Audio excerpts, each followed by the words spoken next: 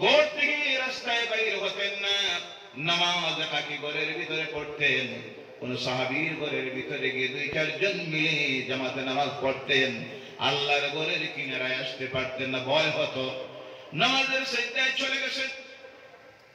ইসলামের দুশমনেরা, আল্লাহ দ্বীনের দুশমনেরা, নবীর দুশমনেরা উটের বড় এনে আমার নবীর পিঠির উপরে, কাঁধের উপরে তুলে রেখে দিয়েছে। অনেক কষ্ট করতেছেন, সাজদা থেকে মাথা তুলতে পারতেছেন না। দূরে দাঁড়িয়ে ইসলামের দুশমনেরা হাতের মধ্যে থালি বাজাইতেছে আর বলে, মোহাম্মদ দেখি তো তোর আল্লাহ আজকে উঠা। বলে নাউযুবিল্লাহ। একজনকে খবর বললাম মা ফাতেমার কাছে, তিনি দৌড়ে এসে বললেন, আব্বা আপনাকে আমি বলেছি এই আল্লাহর ঘরের কিনারায় নামাজে আসবেন না, কারণ এই মক্কায় আপনার সাহায্যকারী কেউ নাই, আপনার বাবাও নাই, মাও নাই, ভাইও নাই, বোনও নাই, এর জন্য আপনাকে আমি বলেছি এখানে আর নামাজে আসবেন না। সেই দিন থেকে আমার নবী ভয়ে আল্লাহর ঘরের কিনারায় নামাজে আসা ছেড়ে দিয়ে ঘরের মধ্যে নামাজ পড়া শুরু করলেন। আল্লাহ পরীক্ষা নিতেছে। এরপর ক্ষুধা দিয়ে আল্লাহ কেমন পরীক্ষা নিল, একটা মাত্র যদি উদাহরণ দিতে যাই, দেখেন খন্দকের ময়দান মদিনাতুল মুনাওয়ারায় যখন যাই, গেলে ওই ময়দানের চিহ্নটা রয়ে গেছে সেই খন্দকের খালের।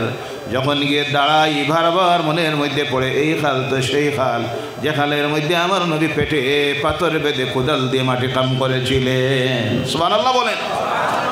হযরত জাবির রাদিয়াল্লাহু তাআলা আনহু বলছেন, আল্লাহর হাবিবের কিনারায় আমি দাঁড়িয়ে কোদাল দিয়ে কাজ করতেছি, হঠাৎ দেখি ঘটনার চক্রে আল্লাহর হাবিবের পেট মুবারক থেকে কাপড় উঠে গেছে। গিয়ে দেখি আল্লাহর হাবিবের পেটের উপরে 2টা পাথর বাঁধা অবস্থায়। আমি আল্লাহর হাবিবকে জিজ্ঞাসা করি, ইয়া রাসূলুল্লাহ সাল্লাল্লাহু আলাইহি সাল্লামের কারণ কি? আল্লাহর হাবিব বলেন, জাবের রে, আজকে 3 দিন হয়ে গেছে তোমার নবী আল্লাহর নবীর পেটে কোনো খাবার পড়ে নাই। সুবহানাল্লাহ বললেন না?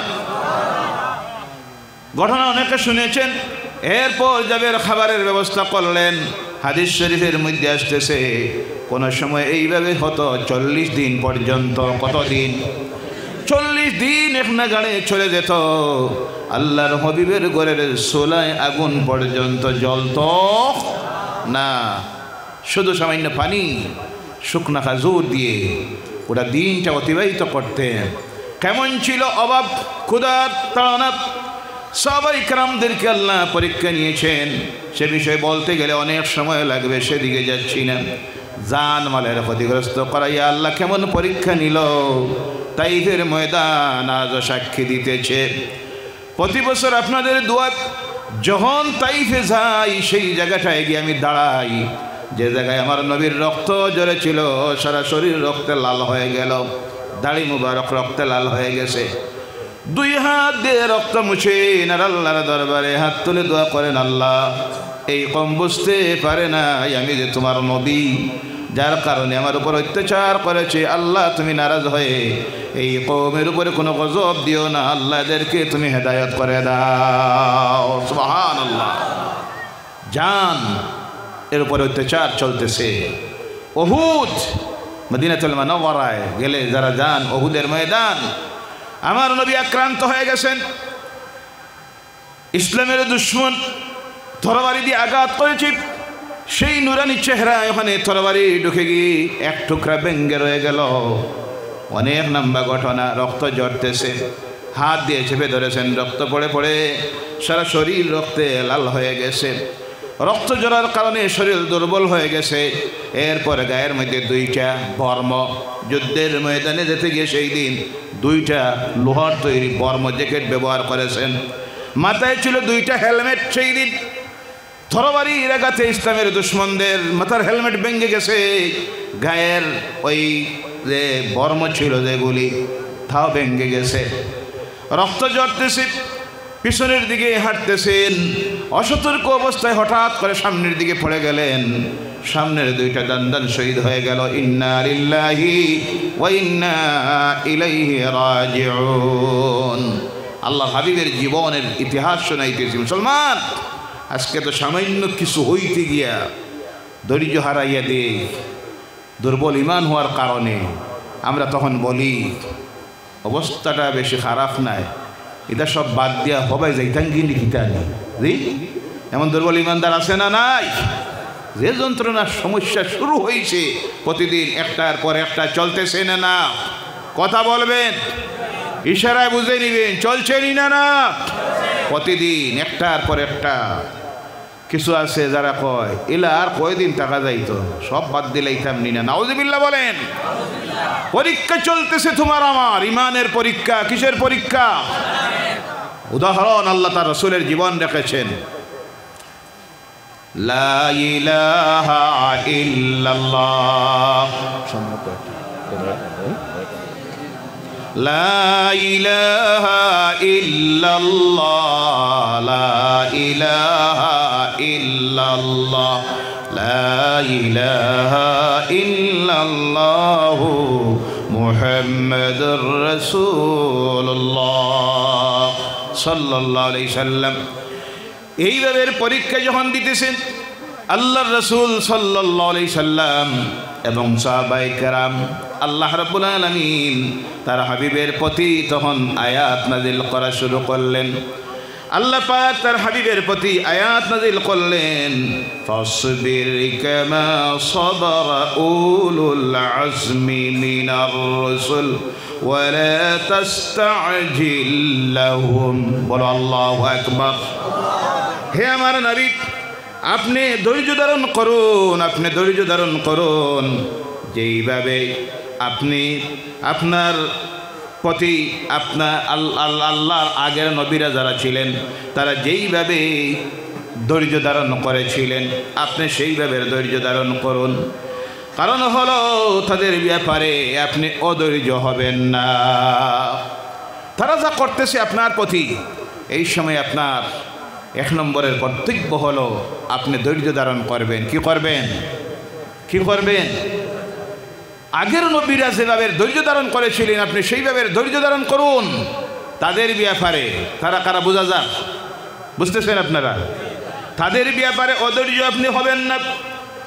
এরপর আল্লাহ রাব্বুল আলামিন আবার তার রাসূলের প্রতি আয়াত নাযিল করে রাসূলকে সান্ত্বনা দিতেছেন, ওয়ালাকাদ কুযিবাত রাসূলুম মিন ক্বাবলিকা ফাসাবারু আলা মা কুযিবু ওয়া উযু হাত্তা আতাহুম নাসরুনা।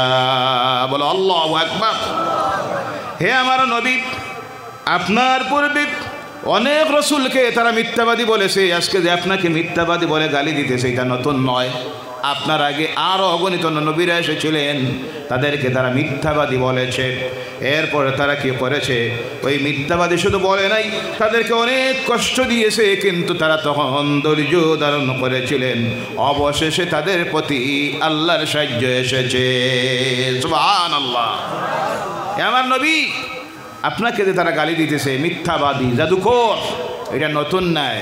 আপনার আগে আরও নবীরা যারা এসেছিলেন তাদেরকে গালি দিয়েছে, মিথ্যাবাদী বলেছে। শুধু তা নয়, কত কষ্ট দিয়েছে। মুসা আলাইহিস সালামের জীবন, ইব্রাহিমকে আগুনের কুণ্ডে নিক্ষেপ করেছে, মুসাকে তাড়া করেছে, বাঁচার জন্য নীল নদ পাড়ি দিয়ে গেলেন। এরপরে দাউদ আলাইহিস সালামের জীবন, প্রত্যেক নবীর জীবন যখন দেখা যায় বিরুদ্ধবাদীরা যারা ইসলামের বিরুদ্ধে ছিল, তাদের ব্যক্তির স্বার্থে আঘাত আসতো, তখন তারা নবীদেরকে গালি দিত, বলতো এরা মিথ্যাবাদী। বলেন নাউজুবিল্লাহ। নবীদেরকে কষ্ট দিত। আল্লাহ রাব্বুল আলামিন এখানেও তার রাসূলের প্রতি নির্দেশ দিতেছেন, এটা নতুন নয়। আপনার পূর্বের আরও নবী যারা ছিলেন তাদেরকে তারা এইভাবে মিথ্যাবাদী বলেছে, অনেক কষ্ট দিয়েছে, কিন্তু তারা ধৈর্য ধারণ করেছিলেন। কি করেছিলেন? ধৈর্য ধারণ করেছিলেন। অবশেষে আল্লাহর পক্ষ থেকে সাহায্য এসেছে। সুবহানাল্লাহ। আল্লাহ বুঝাইয়ে দিতেছেন, এইসব পরীক্ষায় যখন পড়বায় তখন ধৈর্য ধারণ করতে হবে। কি করতে হবে? আওয়াজ করে বলেন, কি করতে হবে?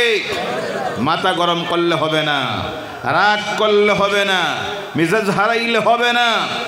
সঙ্গে সঙ্গে প্রতিশোধ নেওয়ার তো অনুমতি ইসলাম দেয় নাই। বলেন সুবহানাল্লাহ। ধৈর্য ধারণ করতে হবে। কি করতে হবে?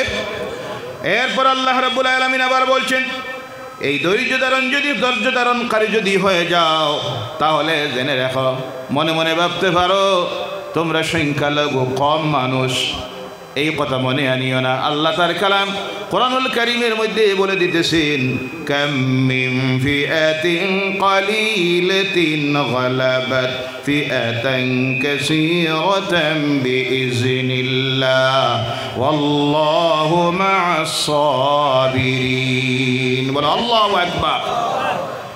অনেক সময় আল্লাহ পাকের অনুমতিতে কম সংখ্যক মানুষ বেশি সংখ্যক মানুষের উপরে বিজয়ী হয়ে গেছে। সুবহানাল্লাহ বলেন। কথা কার? ওয়াল্লাহু মা'আস সাবিরিন। আল্লাহ ধৈর্যশীলদের সাথে থাকেন।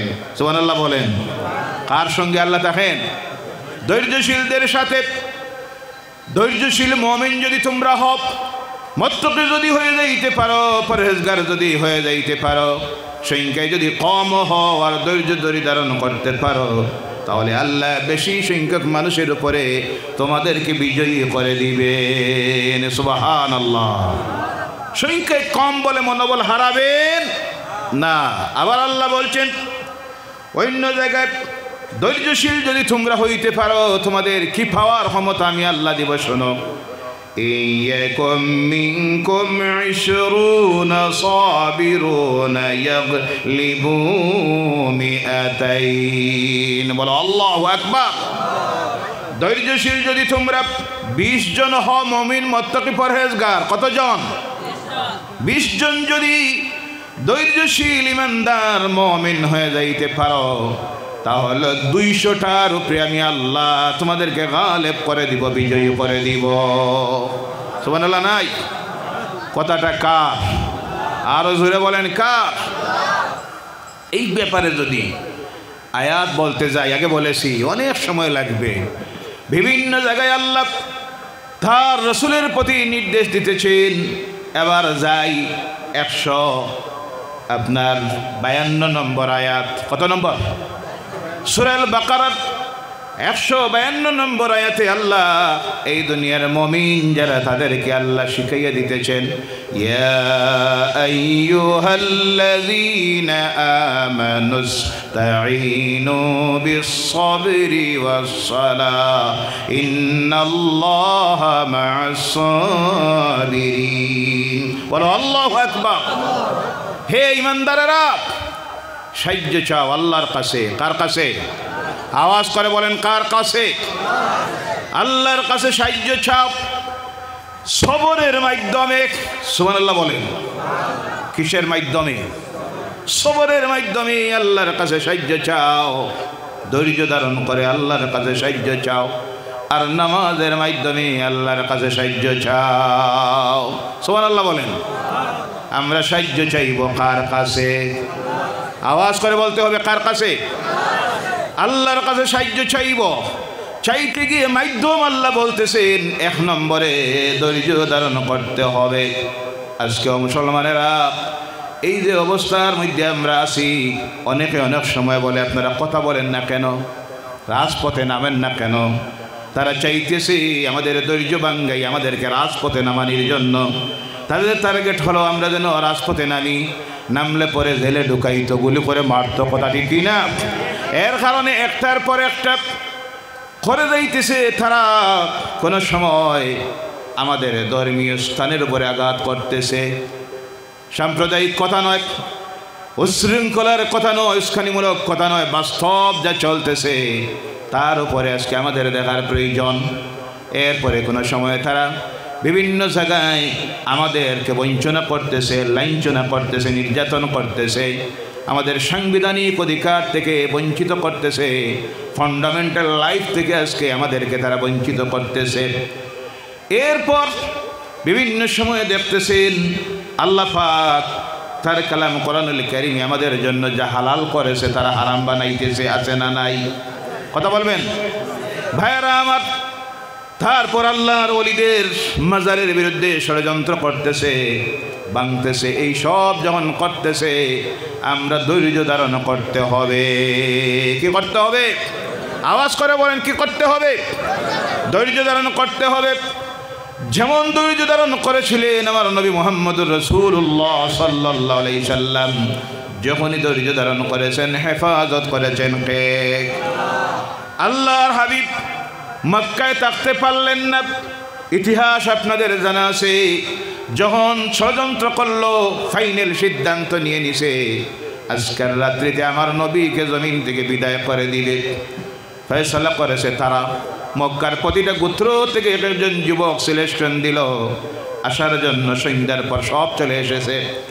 একটা আরেকটার গায়ের মধ্যে ঘা লাগাইয়া দাঁড়াইছে, যাতে ঘর থেকে বাইর হয়ে যাইতে না পারেন। দাঁড়িয়ে আছে খোলা তরবারি হাতে নিয়ে। আমার নবী দিনের বেলায় যাইতে পারেন, কিন্তু আল্লাহ বলেন দিনের বেলা নয়। দিনের বেলায় যদি চলে যান তারা ভাববে তাদের ভয় আপনি চলে গেছেন, আপনার আল্লাহর হেফাজত করার ক্ষমতা নাই। এর জন্য আমি আল্লাহর নির্দেশ, তারা আপনার ঘরের চতুর্দিকে আওয়ার পরে আপনি বাইরে হবেন। সুবহানাল্লাহ বলেন। একটা আরেকটার গায়ের মধ্যে গা লাগাইয়া দাঁড়াইয়া গেছে। আল্লাহর ফেরেশতা, সর্বশ্রেষ্ঠ ফেরেশতা জিবরাইল আলাইহিস সালাম এসেছেন। আল্লাহ রাসূলের কাছে এসে শিখাইয়া দিলেন কোরআনুল কারীমের কলব যে সূরাকে বলা হয়, হৃদয় বলা হয়, যে সূরার নাম হলো সূরা ইয়াসিন। কোন সূরা? আওয়াজ করে বলেন কোন সূরা? মুখস্থ আছে? যাদের আছে প্রতিদিন কমপক্ষে একবার তিলাওয়াত করবেন, যাদের নাই শিখার চেষ্টা করবেন। আল্লাহ যেন তৌফিক দিয়ে বলেন আল্লাহুম্মা আমিন। বসা অবস্থায় নিয়ত করবেন আমার ছেলেকে মেয়েকে কোরআনের এইভাবে কমপক্ষে ফজিলতপূর্ণ বরকতের সূরাগুলি মুখস্থ করাইব, হিফজ করাইব। রাজি আছেন? আওয়াজ করে বলেন রাজি আছেন? আল্লাহ যেন তৌফিক দিয়ে সকলে বলেন আল্লাহুম্মা আমিন। হযরত জিবরাইল এসেছেন। এসে আল্লাহ রাসূল সাল্লাল্লাহু আলাইহি সাল্লামকে বললেন আপনি এক মুষ্টি মাটি হাতে নেন। আমার নবী এক মুষ্টি মাটি হাতে নিলেন আর আল্লাহর কালাম কোরআনুল কারীমের সূরা ইয়াসিনের আরম্ভণির থেকে তিলাওয়াত শুরু করে লা ইউবসিরুন পর্যন্ত তিলাওয়াত করে ওই হাতের দুলুকুনার মধ্যে ফুঁক দিলেন আর এমনি নিক্ষেপ করলেন। ওয়ামা রামাইতা ইয রামাইতা ওয়ালাকিন্নাল্লাহ রামা। বলো আল্লাহু আকবার। নিক্ষেপ করলেন আল্লাহ রাসূল। আল্লাহ বলছেন না, তুমি নিক্ষেপ করো নাই, নিক্ষেপ করেছি আমি আল্লাহ। তোমার ছোড়াটাকে আমি আল্লাহ ছেড়ে দিয়েছি। সুবহানাল্লাহ বলেন। প্রত্যেকটার চোখের মধ্যে গিয়ে বালিকণা ঢুকে গেছে, মুখের মধ্যে পড়েছে, মাথায় পড়ছে, তরবারি রেখে দিয়া চোখ মুছে। হইল কি? সুবহানাল্লাহ বলেন। বাসানির মালিক কে? আওয়াজ করে বলতে হবে বাসানির মালিক কে? কোনো ব্যক্তি নয়, কোনো দল নয়, কোনো নেতা নয়। মুমিনের এই দৃঢ় বিশ্বাস হলো আমাদের হায়াতের মালিক কে? রিজকের মালিক কে? মৌতের মালিক কে? হেফাজতের মালিক কে? আল্লাহ সুবহানাহু ওয়া তাআলা কেমনে হেফাজত করতেছে তার রাসূলকে একটা দুলিখনা দিয়া। সুবহানাল্লাহ বলেন। চোখে ঢুকে গেছে, তরবারি ছেড়ে দিয়েছে। আমার নবী ঘর থেকে বাইর হয়ে চলে গেলেন তাদের সামনা দিয়া। সুবহানাল্লাহ বললেন না? দাঁড়িয়ে আছে ঘরের চতুর্দিকে একটা একটা গায়ের মধ্যে ঘা লাগাইয়া। ফজর হয়ে গেছে। শয়তান এসে কার অপেক্ষায়? মুহাম্মদ সাল্লাল্লাহু আলাইহি সাল্লাম বাইর হইলেই শেষ করে দিব। আর বেকুফেরা মুহাম্মদ সাল্লাল্লাহু আলাইহি সাল্লাম তো কোন সময় ঘর থেকে বাইরে চলে গেছেন। সুবহানাল্লাহ বলেন। এবার পাহাড়ের গুহার ভিতরে আমার আল্লাহ হেফাজত করেন কিভাবে দেখেন? ধৈর্য ধারণ করার কারণে ৩২০০ ফুট উচ্চতার পাহাড়, সেই পাহাড়ের গুহার ভিতরে গিয়ে আমার নবী লুকিয়ে আছেন। পায়ে জুতা নাই, জুতা খুলেছেন, পদচিহ্ন চিহ্ন পেয়ে যাবে। পুরো পাওটা বসান নাই, পায়ের অগ্রভাগ দিয়ে হেঁটে হেঁটে যাচ্ছেন। হাদিস শরীফের মধ্যে এসেছে পা মুবারক ফেটে গেছে, রক্ত ঝরতেছে, হাঁটার ক্ষমতা হারাইয়া গেছেন। আবু বকর রাদিয়াল্লাহু তাআলা আনহু নিজের কাঁধের উপরে তুলে ৩২০০ ফুট পাহাড়ের উচ্চতায় নিয়ে একটা গুহার ভিতরে লুকাইয়া রাখলেন। পিছনে পিছনে চলে গেছে ওই জায়গায়। আমার আল্লাহ ইবাদত করতেছেন। যেমনি ঢুকে গেছেন, সামনে এসে গুহা ছিদ্রের মুখমণ্ডলের মধ্যে ঢুকার রাস্তায় একটা মাকড়সা দিয়ে আল্লাহ জাল বানাইয়া দিল। সুবহানাল্লাহ নাই? যেমনি মাকড়সা জাল বানিয়ে দিয়েছে, পাহাড়ি এক জোড়া কবুতর এই জালের উপরে বসে ডিম ফেড়ে দিয়েছে আর তা দিতেছে, দিতেছে। সুবহানাল্লাহ বললেন না? খুঁজাইয়া গিয়ে পাথরের উপরে দাঁড়াইয়া গেছে। হযরত আবু বকর সিদ্দিক রাদিয়াল্লাহু তাআলা আনহু বলেন, ইয়া রাসূলুল্লাহ সাল্লাল্লাহু আলাইহি সাল্লাম, একটাবার তারা যদি তাদের নিজের পায়ের দিকে তাকায় তাহলে আমাদেরকে দেখে নিব, আমরা ধরা পড়ে যাব। আমার রাসূল বলেন, লা তাহজান ইন্নাল্লাহা মা'ানা। বলো আল্লাহু আকবার। আবু বকর তুমি চিন্তা করিও না, আমাদের সঙ্গে আল্লাহ আছেন। কে আছেন? জোরে বলেন, আমাদের সঙ্গেও কে আছেন? সেই আল্লাহ এখন আছেন না নাই? সুবহানাল্লাহ সুবহানাল্লাহ। পায়ের দিকে তাকায় না, শয়তান কয় পায়ের দিকে তাকাও। তারা বলে বেকুফ, এখানে তাকিয়ে লাভ হবে কি? জন্মের পর থেকে দেখতেছি এই গুহার সামনে মাকড়সার জাল আর কবুতর ডিম পেড়ে থা দিতেছে, তাড়াতাড়ি সেখান থেকে নেমে গেল। ঘরের ভিতরে হেফাজত করেছেন কে? গুহার ভিতরে হেফাজত করেছেন কে? কেমন ধৈর্য ধারণ করলেন। বদর, উহুদ, উহুদের ময়দান, দান শহীদ হয়ে গেছে, কোনো প্রতিশোধ নিতে যান নাই। ডাক দিয়ে জিজ্ঞাসা করতেছে আবু সুফিয়ান, তখনও ইসলাম গ্রহণ করেন নাই। পরবর্তীতে জলিলুল কদর একজন সাহাবী হয়েছিলেন আবু সুফিয়ান রাদিয়াল্লাহু তাআলা আনহু। এখন কি মুহাম্মদ তোমাদের মধ্যে আছে? আমার নবী বলেন, আমার সাহাবীরা ধৈর্য ধারণ করো, কথার কোনো জবাব দেওয়ার প্রয়োজন নেই। বলল বোঝা গেছে মুহাম্মদ শেষ। আবার জিজ্ঞাসা করে আবু বকরকে এখনো তোমাদের মধ্যে জীবিত? আমার নবী বলেন জবাব দিও না, জবাব দিও না, ধৈর্য ধারণ করো। কোনো জবাব দেওয়া হলো না, বলল আবু বকর শেষ। এবার ডাক দিয়ে জিজ্ঞাসা করে তারা, ওমর কি তোমাদের মধ্যে এখনো জীবিত আছে? আল্লাহ রাসূল বলেন কেউ জবাব দিও না। ওমরের মতো যুবক বলেন, ইয়া রাসূলুল্লাহ সাল্লাল্লাহু আলাইহি সাল্লাম, বেয়াদবি মাফ করবেন, বা ঠেলাটা ডাক দিবে আর আমি উমর জবাব না দিয়ে থাকবো, সেটা হতে পারে না।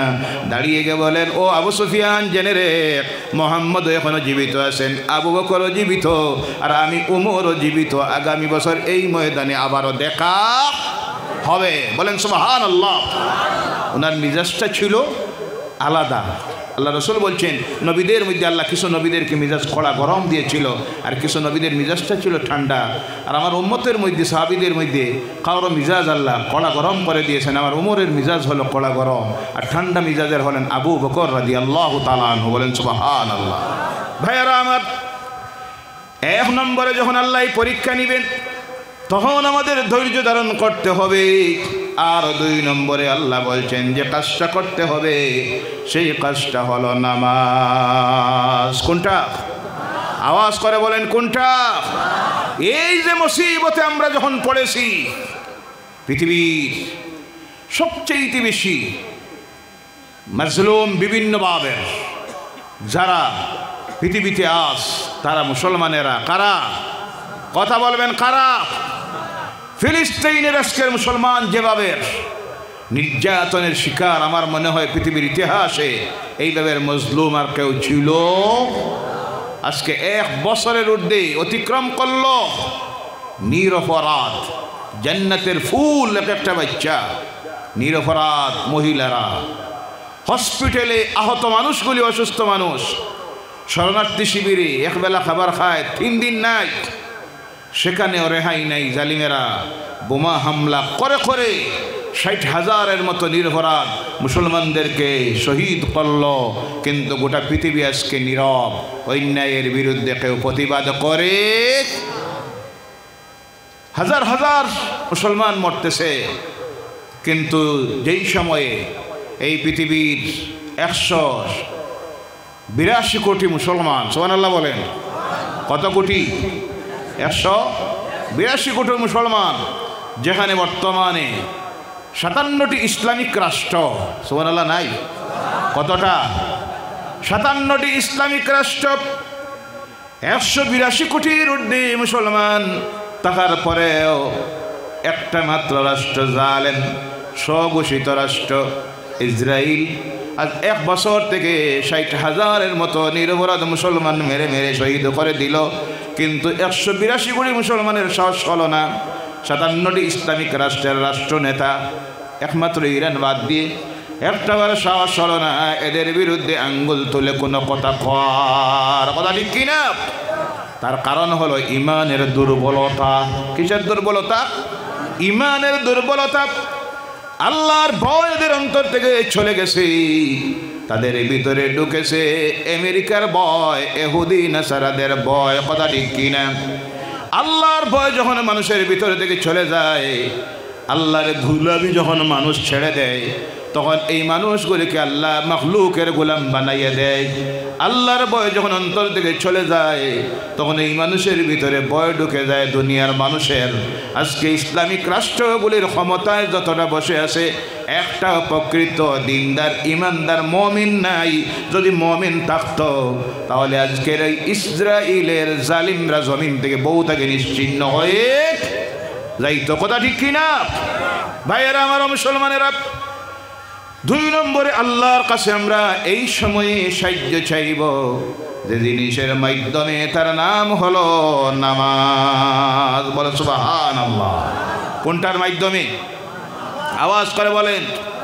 কিন্তু আফসোস আজকে এই সময়ে যখন গোটা পৃথিবীতে নির্যাতনের শিকার হচ্ছি, অত্যাচার চলতেছে আর চলতেছে, লাঞ্ছনা বঞ্চনা কত কিছু যে হইতেছে, আগামী দিনে যে কি আছে আল্লাহ হেফাজত করে, সকালে বলেন আল্লাহুম্মা আমিন।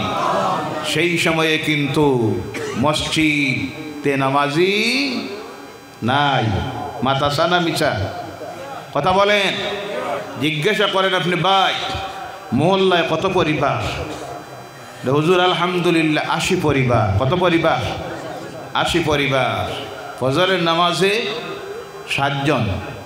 বেশ কইলাম 3 জন। আলহামদুলিল্লাহ হইতো না? নাউজুবিল্লাহ। আর জোরে বলেন নাউজুবিল্লাহ। 80 পরিবার মহল্লায় নামাজে উপস্থিত 3 জন 5 জন। বাকি যারা এরাও তো মুসলমান, এরাও মুসলমান। তারাও দাবি করতেছে আলহামদুলিল্লাহ। কোন দিন খালি মরতাম আর ব্যস্ত যাইতাম। বেশি গান তোমার নানা বাড়ি হাইলাকান্দিত কোয়া হয় নানি বাড়ি, করিমগঞ্জ নানা বাড়ি, জি এটা শ্বশুর বাড়ি। ইমান তো ঠিক আছে, আমল একটু দুর্বল হইলে হয়েছে কি ইমান ঠিক আছে? কি পরিমাণ ইমানদার! নাউজুবিল্লাহ বললেন না? যার নামাজ নাই তার কতটুকু ইমান আছে? জি যার আছে নামাজ তার আছে ইমান। সুবহানাল্লাহ বলেন। যার নামাজ নাই তার নাম তো ফাসিক, বেঈমান। ভাইয়েরা আমার, ও মুসলমানেরা আফসোস লাগে আজকে এই সময়ে যে জিনিসটা, যে ইবাদতের মাধ্যমে আল্লাহর কাছে আমরা সাহায্য চাইব, এর নাম হলো নামাজ। কিন্তু আজকে আমাদের সমাজের মধ্যে দেখা যায় 95% মানুষ হয়ে গেছে বেনামাজি। কথা ঠিক কিনা? ফজরের সময় রহমত বরকত নাই, শান্তি নাই, সমাজে নাই, পৃথিবীতে নাই। বিশেষ করে আমাদের মধ্যে থেকে আজকে শান্তির বিদায় হয়ে গেছে। তার কারণটা কি? তার কারণ হলো হাদিস শরীফের মধ্যে আসতেছে ফজরের সময় যখন মসজিদ থেকে আজান দেওয়া হয়, কি দেওয়া হয়? আজান যখন দেওয়া হয় আল্লাহর পক্ষ থেকে তখন রহমত বর্ষিত হওয়া শুরু করে।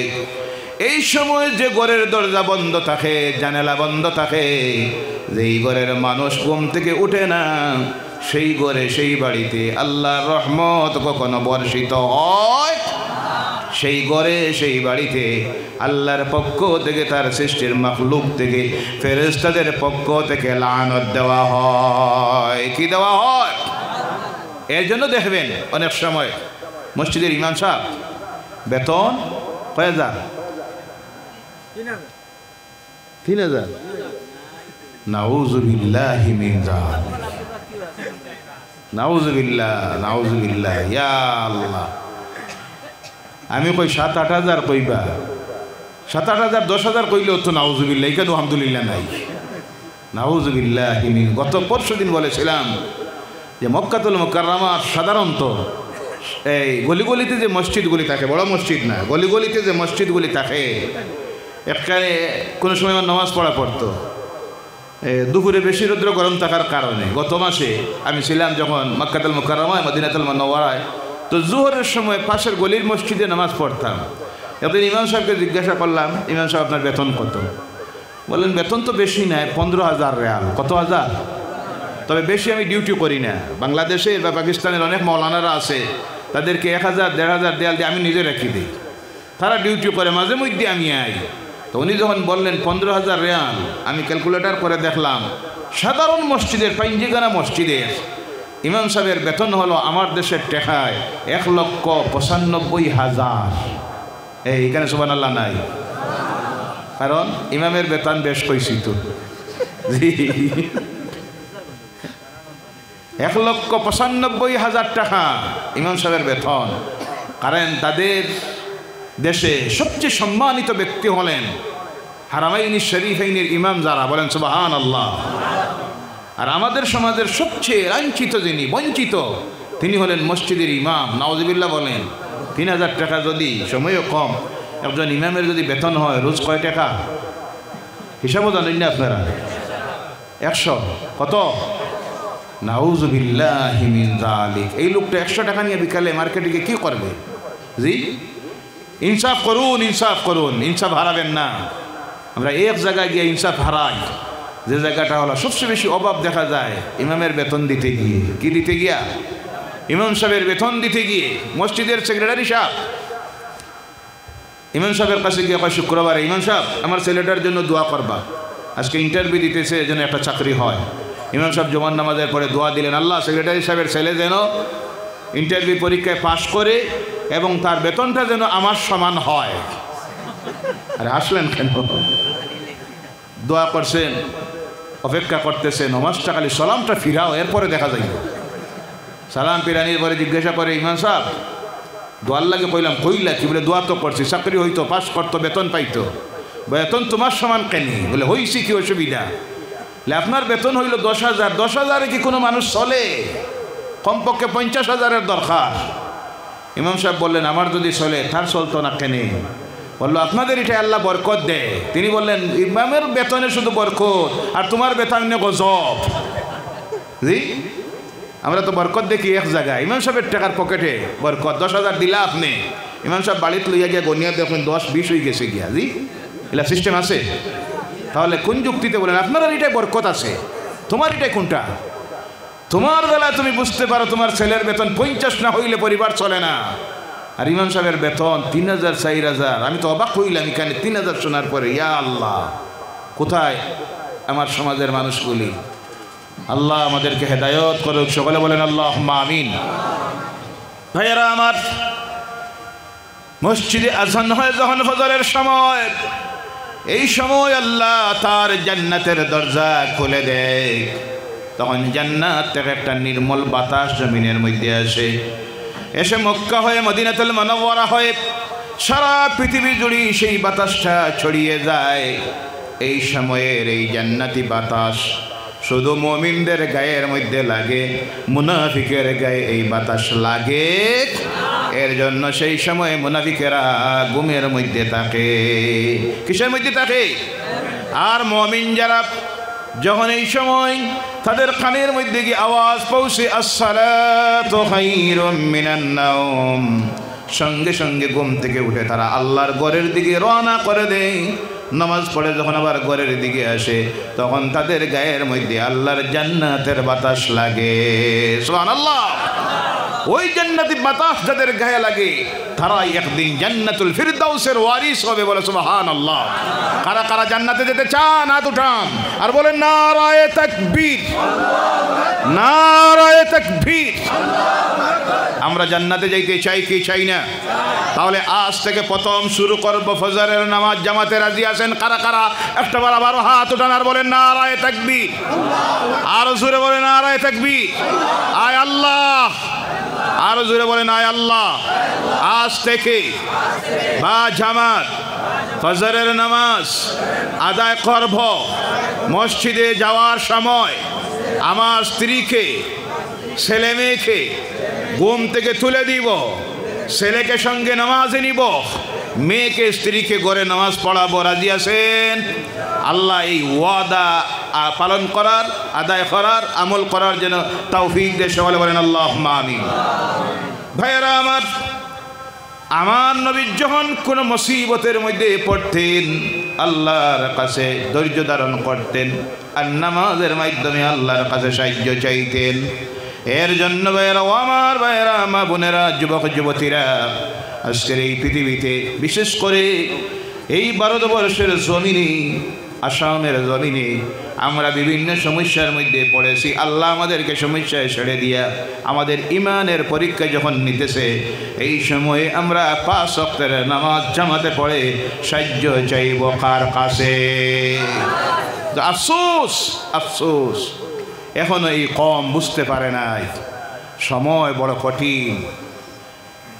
সামনের দিকে সমাজ সচেতন ব্যক্তি যারা, বুদ্ধিজীবী আমাদের সমাজের যারা, শিক্ষিত সমাজ যারা, তারা এই কৌমের পরবর্তী প্রজন্ম যারা উঠে আসতেছে, এদের ভবিষ্যৎ চিন্তা করে দেখেন অন্ধকার। কথা ঠিক কিনা?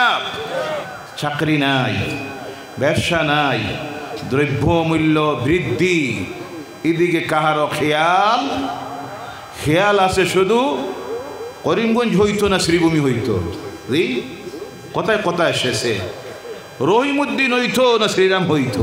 আহারে, এটা তো কোনো বিষয় নয়। এইসব করে জাতির সমাজের দেশের কোনো উন্নতি হবে? জাতি বর্ণ ধর্ম নির্বিশেষে আমি অনেক সময় বলি, প্রত্যেকটি ধর্মের মানুষ সচেতন হন। যারা এইসব করতেছে তারা দেশের স্বার্থে নয়, আপনার আমার স্বার্থে নয়, হিন্দু ভাইদের স্বার্থে নয়, মুসলমানদের স্বার্থেও নয়, বৌদ্ধদের স্বার্থেও নয়, খ্রিস্টানদের স্বার্থেও নয়, শুধু তাদের নিজের স্বার্থে, রাজনীতির স্বার্থে জাতির মধ্যে হিংসা বিদ্বেষ তৈরি করে দিয়া, ডিভাইড তৈরি করে দিয়া, বিভিন্ন ধর্মের মানুষের মধ্যে বিভেদ তৈরি করে তারা তাদের টার্গেটে যাওয়ার জন্য, ক্ষমতায় যাওয়ার জন্য এইসব করতেছে। এই দেশের জনগণ যদি আমরা জাতি বর্ণ ধর্ম নির্বিশেষে সব যদি সচেতন হয়ে যাইতে পারি, আর যারা আমাদের মধ্যে এইভাবে বিভেদ তৈরি করতে চায় তাদেরকে যদি আমরা বর্জন করতে পারি, ইনশাআল্লাহ এই ভারতবর্ষে শান্তি ফিরে আসবে। কথা ঠিক কিনা? আল্লাহ যেন তৌফিক দেয়। সকালে বলেন আল্লাহুম্মা আমিন। আমাদের এই সময়ের করণীয় হলো নামাজ পড়ব আমরা কয়ক। আমার নবী রওনা করেছেন প্রথম ইসলামের প্রথম যুদ্ধ, বদরের যুদ্ধ, 18ই রমজান। কোন মুফাসসিরিন কিরাম লিখতেছেন 17ই রমজান।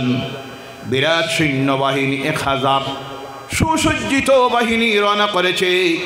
আল্লাহ রাসূল যখন খবর পেলেন রওনা করবেন, ডাক দিলেন সাহাবায়ে কেরামদেরকে। 313 জনের বাহিনী। কতজন? 313 জনের বাহিনী।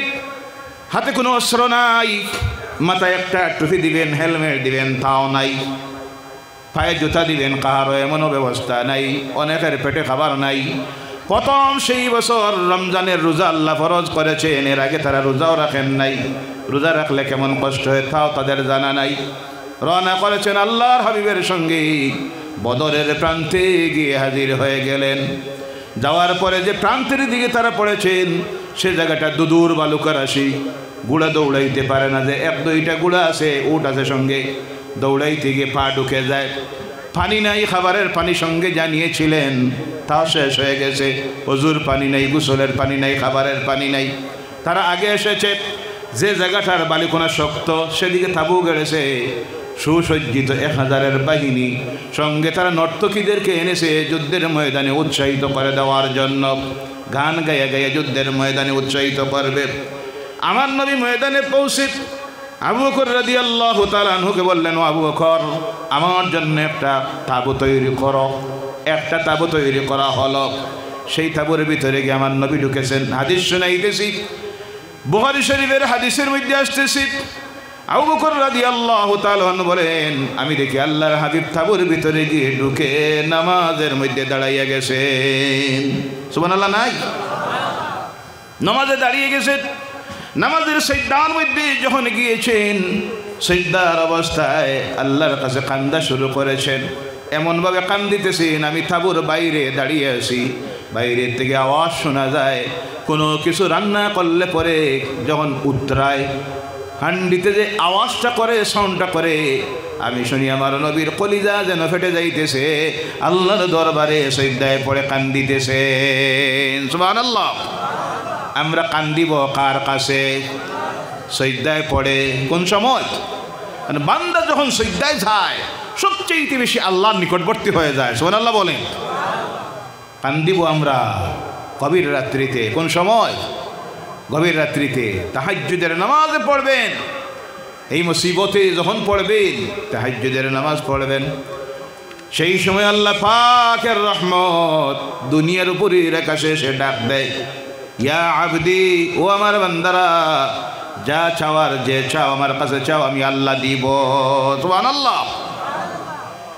আমার নবী নামাজের সিজদা থেকে উঠলেন, 2 রাকাত নামাজ পড়ে দোয়া করলেন। তাঁবুর বাইরে যখন আসলেন, হাদিস শরীফের মধ্যে আসতেছে হযরতে আবু বকর রাদিয়াল্লাহু তাআলা আনহু বলছেন, আমি আল্লাহর হাবিবের চেহারার দেখি নবীজি গামাক্ত হয়ে গেছেন, গাম বাইর হয়ে গেছে।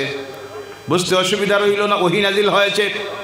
কারণ রাসূলের কাছে, আমার নবীর কাছে যখন ওহী নাজিল হতো, জিবরাইল আসতেন, তখন সাহাবায়ে কেরাম বুঝতে পারতেন, শরীর দিয়ে গাম বাইর হতো। কোনো সময় একটা ভয় ফেলে যে অবস্থা হয় চেহারার, এই অবস্থা হতো। আবু বকর রাদিয়াল্লাহু তাআলা আনহু বলছেন, আমি আল্লাহর হাবিবের চেহারার দিকে দেখে বুঝতে পারি জিবরাইল এসেছেন। আমি আল্লাহর হাবিবকে জিজ্ঞাসা করি, ইয়া রাসূলুল্লাহ সাল্লাল্লাহু আলাইহি সাল্লাম, তাঁবুর ভিতরে আপনি যখন ঢুকেছিলেন আমি দেখেছি আপনি চিন্তিত ছিলেন, এবার আপনার চেহারার দিকে চাইতে গিয়ে দেখা যায় খুশি খুশির ভাব। আল্লাহ রাসূল বলেন, আবু বকর, আমি যখন সিজদার মধ্যে গিয়ে পড়ে আমার আল্লাহর কাছে আমি বলেছি, আয় আল্লাহ, এই 313 জনের বাহিনী, নিরস্ত্র বাহিনী, হাতিয়ার নাই, পেটে খাবার নাই, মাথায় একটা হেলমেটও নাই, আজকের এই ময়দানে আল্লাহ এরা যদি পরাজিত হয়ে যায়, নিশ্চিহ্ন হয়ে যায়, এই জমিনে তোমার দিন প্রতিষ্ঠিত হবে না। আল্লাহ এই জমিনে আর লা ইলাহা ইল্লাল্লাহর দাওয়াত দেওয়ার কেউ থাকবে না। সঙ্গে সঙ্গে আল্লাহ জিবরাইল পাঠাইয়া দিয়ে আমাকে সুসংবাদ জানাইয়া দিয়েছেন, আল্লাহ পাক এই ময়দান থেকে আমাকে বিজয়ীর বেশে বিদায় দিবে। সুবহানাল্লাহ বলেন। এর জন্য তো আল্লাহ বলেছেন, কাম মিন ফিয়াতিন কালিলাতিন গালাবাত ফিআতান কাসীরাতান বিইজনিল্লাহ ওয়াল্লাহু মা'আস সাবিরিন। বলো আল্লাহু আকবার। অনেক সময় আল্লাহ ক্ষুদ্র বাহিনীকে বড় সংখ্যক বাহিনীর উপরে বিজয়ী বানাইয়া দেয়, আর যারা ধৈর্য ধারণ করে আল্লাহ তাদের সঙ্গে থাকেন। বলেন সুবহানাল্লাহ। আল্লাহ বিজয়ী বানাইয়া দিল। শেষ হয় নাই, আল্লাহ রসুল বলেন, আমার সাহাবীরা আমার সঙ্গে চলো।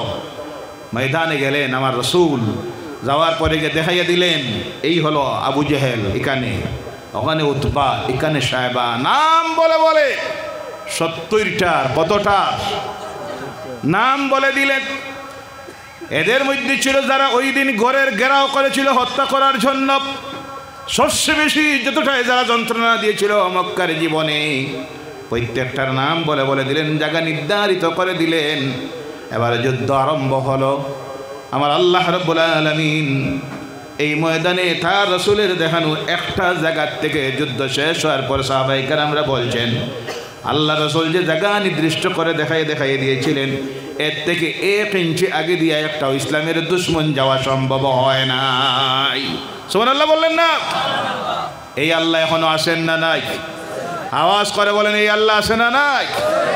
এখানে গেলাম, যাওয়ার পরে দেখি ওখানে একটা পাহাড়। ড্রাইভার বাংলাদেশি বলল, হুজুর এটাই হলো জাবালুল মালাইকা, ফেরেশতাদের পাহাড়। কার পাহাড়? ফেরেশতার পাহাড়। তো আমার মনে তখন পড়লো হাদিসের মধ্যে যে এসেছে, আল্লাহ সেই যুদ্ধের ময়দানে তার রাসূলের সাহায্যের জন্য প্রথমে 2000, কয় হাজার? কথা বলবেন, কয় হাজার?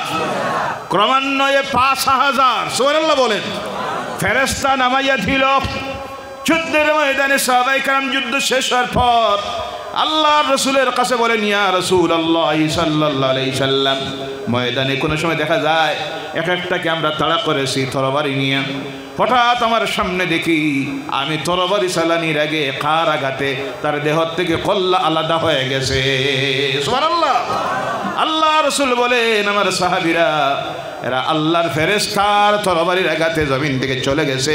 আল্লাহ এই ময়দানে তোমাদের সাহায্যের জন্য ক্রমান্বয়ে নামাইয়া দিয়েছিল 5000 ফেরেশতা। সুবহানাল্লাহ। এই ফেরেশতা এখনো আছে না নাই? আল্লাহ আছেন না মারা গেছে? ক্ষমতা নাই? ক্ষমতা আছে না নাই? সেই আল্লাহ আছেন। আমার নবীও আছেন না নাই? না মারা গেছেন? কবরে মাটি? জি না জিন্দা? আওয়াজ করে বলেন, মরা না জিন্দা? নবীও জিন্দা, আল্লাহ আছেন, কোরআনও আছে, সব আছে, কিন্তু নাই সেই মুসলমান, সেই মুমিন, সেই তাকওয়া, সেই আল্লাহর ভয় অন্তরে নাই হওয়ার কারণে আজকে আমাদের এই অবস্থা। ও আমার ভাইয়েরা মুসলমানেরা, এই সময়ে আমার রসুল নামাজ পড়লেন 2 রাকাত। কয় রাকাত? নামাজ পড়ে আল্লাহর কাছে যখন সাহায্য চেয়েছেন, আল্লাহ ওয়াদা দিয়েছে আপনাকে বিজয়ী করে এই ময়দান থেকে আমি আল্লাহ বিদায় দিব। বলেন সুবহানাল্লাহ। আকাশে চন্দ্রগ্রহণ লেগে গেছে, আমার নবী মসজিদে ঢুকে যাইতেন, 2 রাকাত নামাজ পড়তেন। বলে সুবহানাল্লাহ। সূর্যগ্রহণ ধরেছে, মসজিদে ঢুকে যাইতেন, দৌড় দিয়ে মায়েশা বলছেন, নামাজে দাঁড়াইয়ে যাইতেন, 2 রাকাত নামাজ পড়তেন। বিরাট কালো করেছে, বিদ্যুৎ চমকাচ্ছে, জল তুফান আসবে, বোঝা যাচ্ছে আমার নবী তাড়াতাড়ি মসজিদে গিয়ে ঢুকে 2 রাকাত নামাজ পড়তেন। সুবহানাল্লাহ। এর জন্য আমার ভাইয়েরা ধৈর্য ধারণ করতে হবে। আল্লাহ পাকের হাবিব সাল্লাল্লাহু আলাইহি সাল্লাম বলছেন, আল্লাহ পাক যখন কোনো মুমিন মুসলমানদেরকে পরীক্ষার মধ্যে ছাড়ে, বিপদের মধ্যে ছাড়ে, শারীরিক অসুবিধায়, মানসিক অসুবিধায়, আর্থিক অসুবিধায়, অসুস্থতা দেয়, এই সময় যদি সে ধৈর্য ধারণ করে, আল্লাহ পাক তখন তার ধৈর্য ধারণ ক্ষমতাটাকে আল্লাহ বাড়াইয়া দেয়।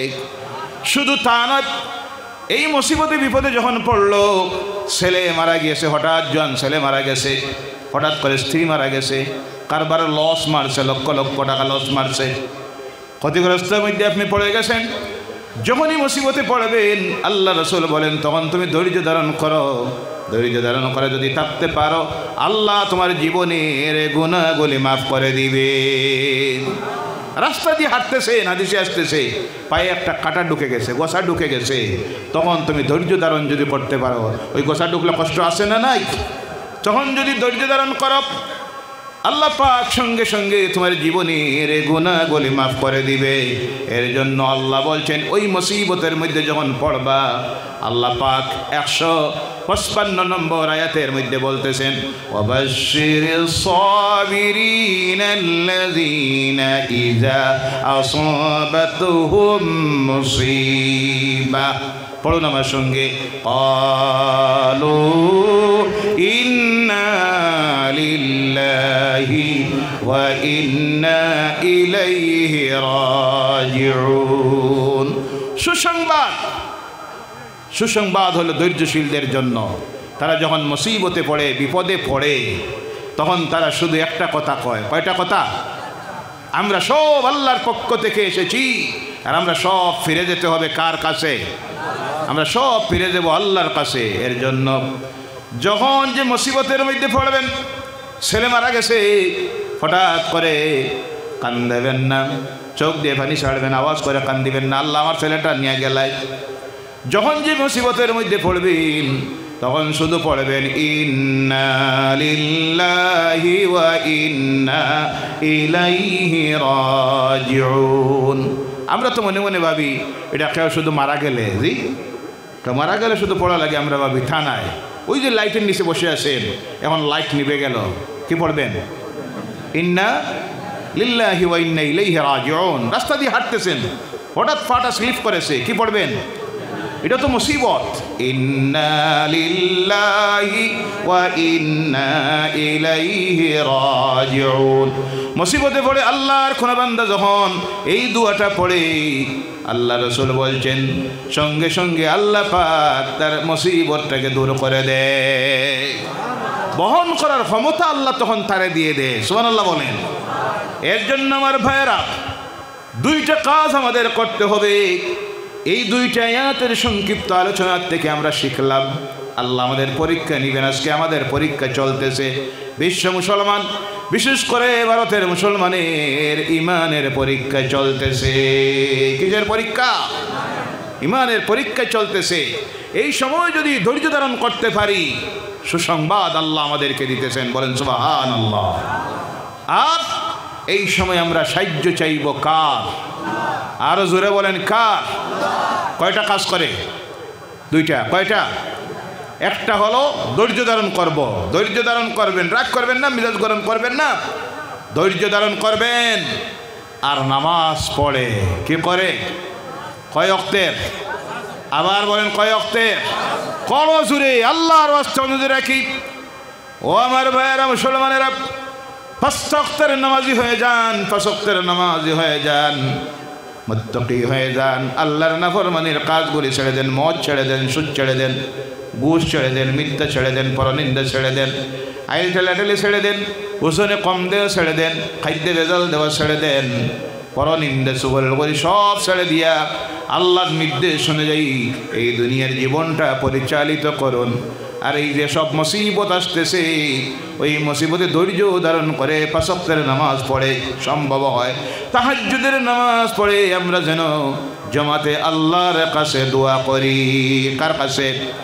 মনোবল হারাবেন না, ভীত হবেন না, নিরাশ হবেন না।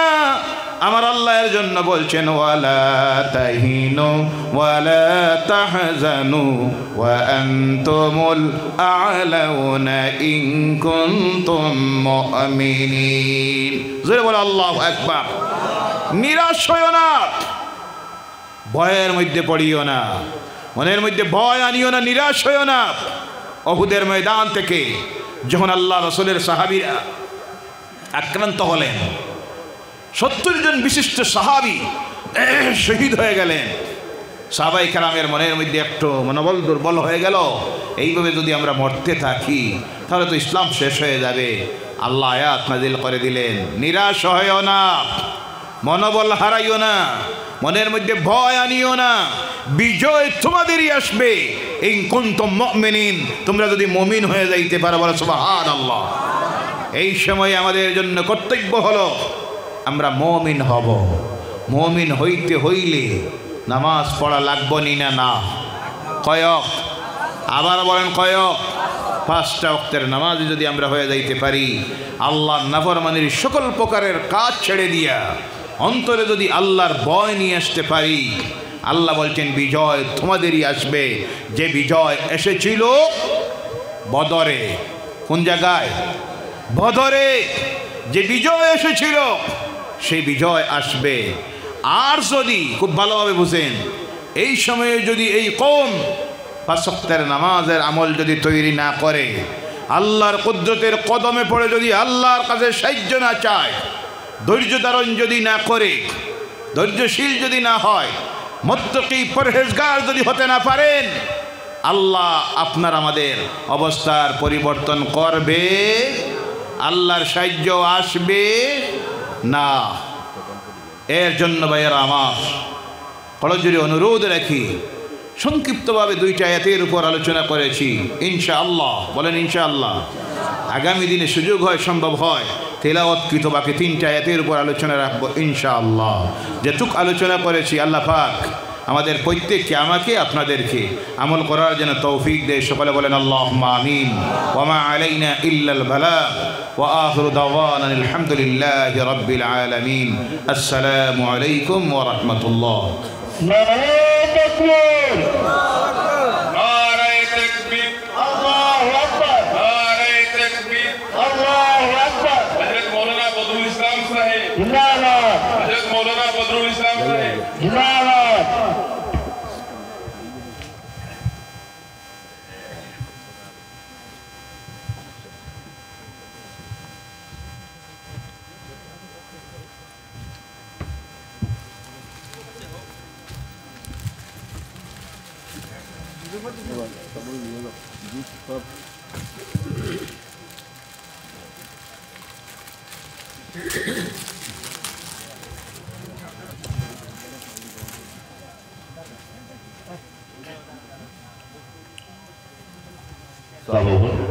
আপনারা ওদের দুইবার এক ঘন্টা পারমিশন আছে নষ্ট হবে, খালি উঠা বসা করবে, বিরক্ত লাগে। এটা মফিল সৌন্দর্য নষ্ট, খালি উঠা বসা ওইটা জিনিস বাড়া নাই, বাড়া মফিল সৌন্দর্য সময় আছে।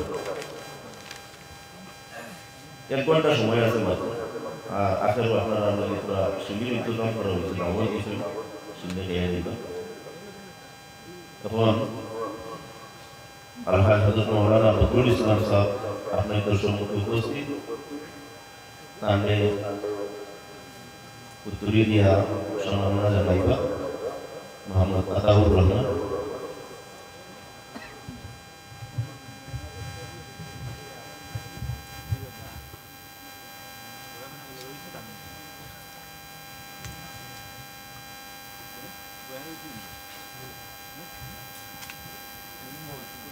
এখন মোহতরম মৌলানা সাহেব আপনাদের সম্মুখে কালাম শরীফ থেকে মূল্যবান তফসির পেশ করবেন। আসসালামু আলাইকুম ওয়া রাহমাতুল্লাহি ওয়া বারাকাতুহু।